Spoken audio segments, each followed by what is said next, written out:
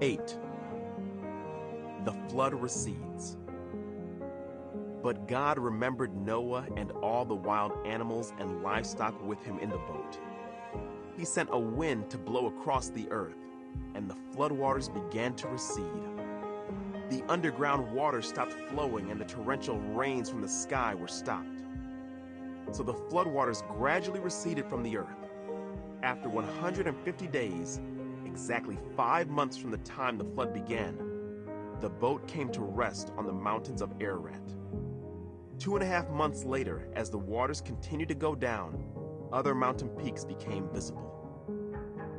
After another 40 days, Noah opened the window he had made in the boat and released a raven.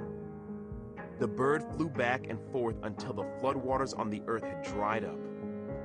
He also released a dove to see if the water had receded and it could find dry ground.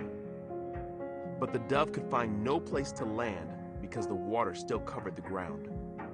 So it returned to the boat, and Noah held out his hand and drew the dove back inside.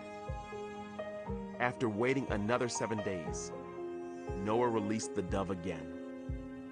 This time, the dove returned to him in the evening with a fresh olive leaf in its beak. Then Noah knew that the floodwaters were almost gone. He waited another 7 days and then released the dove again. This time it did not come back. Noah was now 601 years old. On the first day of the new year, 10.5 months after the flood began, the floodwaters had almost dried up from the earth. Noah lifted back the covering of the boat and saw that the surface of the ground was drying.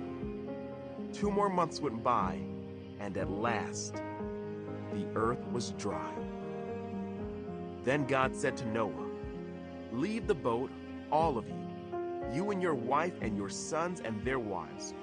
Release all the animals, the birds, the livestock, and the small animals that scurry along the ground, so they can be fruitful and multiply throughout the earth."